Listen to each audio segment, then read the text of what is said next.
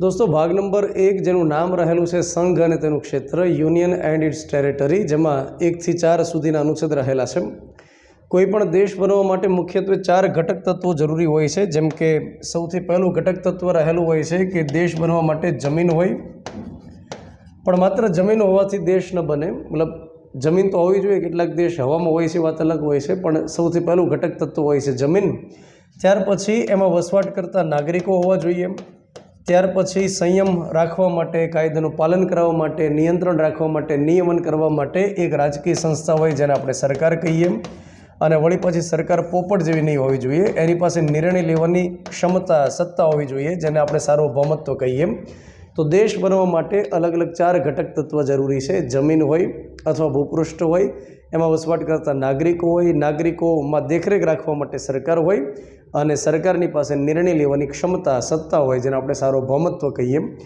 તો સૌથી પહેલું જે ઘટક તત્વ છે જમીન, અને એટલા માટે ભારતીય બંધારણનો સૌથી પહેલો ભાગ રહેલો છે સંઘ અને તેનું ક્ષેત્ર, જેમાં 1 થી 4 અનુચ્છેદ રહેલા છે। પરીક્ષાની દ્રષ્ટિએ પહેલો, બીજો, ત્રીજો અનુચ્છેદ ખૂબ જ મહત્વપૂર્ણ રહેલા છે, જેમાં સૌથી પહેલો અનુચ્છેદ આપણને એમ કહે છે સંઘનું નામ અને તેનું રાજ્ય ક્ષેત્ર। સંઘનું નામ અને તેનું રાજ્ય ક્ષેત્ર એ પહેલા અનુચ્છેદનું હેડિંગ રહેલું છે, જેમાં શું કહે છે? ઇન્ડિયા, કે જે ભારત છે, જે રાજ્યોનો બનેલો સંઘ છે। તો આગળ ખાસ યાદ રાખો કે સૌથી પહેલા શબ્દ આવે છે ઇન્ડિયા। ઇન્ડિયા કે જે ભારત, કે જે રાજ્યોનો બનેલો સંઘ છે। તો આપણા દેશના 2 નામ રહેલા છે, એક ઇન્ડિયા અને એક ભારત। તો ઇન્ડિયા નામ એ અંગ્રેજના સમયની અંદર જે પ્રચલિત થયેલું શબ્દ છે, જે નામ છે એ રહેલું છે, અને ભારત એ ભારતના ઇતિહાસ ઉપર આધારિત છે।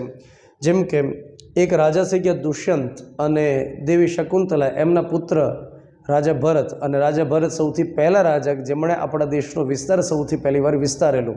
તો રાજા ભરત ઉપરથી નામ આવેલું ભારત, અને ભારત વર્ષ એ સમય ઓળખાતું, ભારત વર્ષમાંથી અપભ્રંશ થઈ અને થઈ ગયું ભારત। તો ઇન્ડિયા કે જે ભારત છે, જે રાજ્યોનો બનેલો સંઘ છે। હવે આ સંઘ કઈ રીતે બને છે? તો કે એમાં રાજ્યો છે, અને ત્યાર પછી રાજ્ય ક્ષેત્રો જે પહેલી અનુસૂચિની અંદર નિર્દિષ્ટ કરવામાં આવેલા છે, એનાથી આપણો દેશ બને, એનાથી આપણો સંઘ બને।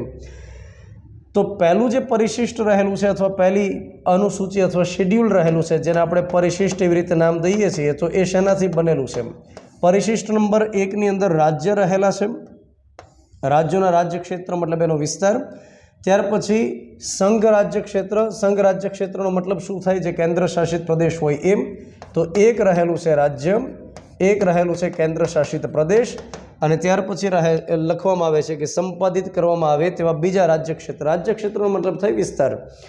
તો એક તો રાજ્યોની સંખ્યા રહેલી છે 28, કેન્દ્ર શાસિત પ્રદેશની સંખ્યા રહેલી છે 8, અને ત્યાર પછી આગળ જતાં જે કોઈ વિસ્તાર ભારત જીતે, સંપાદિત કરે, મેળવે, તો એ બધા જ જે વિસ્તાર છે એને પરિશિષ્ટ નંબર 1ની અંદર લખવામાં આવશે। તો અનુચ્છેદની અંદર પેટા અનુચ્છેદમાં આટલા શબ્દ, આટલા વાક્ય ભારતીય બંધારણમાં લખાયેલા છે।